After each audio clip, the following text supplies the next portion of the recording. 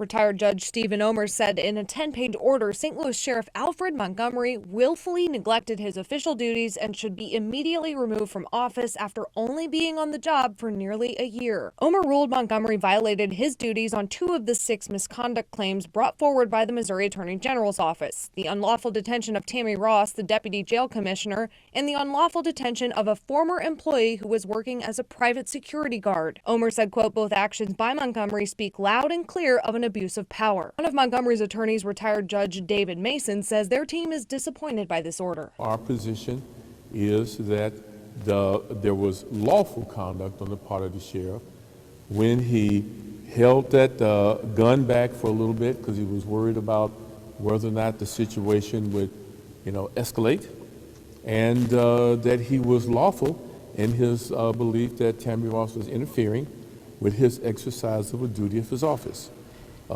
We hold to that position. Missouri Attorney General Catherine Hanaway said, quote, corruption in public office must not be tolerated. The removal of Alfred Montgomery is a win for the people of St. Louis and a step towards restoring integrity and trust in our government and the rule of law. Judge Omer says under state law, Montgomery doesn't have the authority to enforce criminal laws, calling both actions an interference of police investigations, quote, clearly in an effort to enforce criminal laws. Mason disagrees. The law actually gives him the right to engage in activities as a law enforcement authority if they are ancillary to what he's doing as a sheriff. Do you believe he was wrongfully removed then from office? Yeah, obviously, given everything that I've just said, I don't think that the removal was appropriate under the facts and the law. Montgomery remains jailed in federal custody as he waits for his felony trial on witness tampering and intimidation charges. He's tried to be a good public servant, and he doesn't understand why anything that people are saying that he's done will rise to the level of keeping him in prison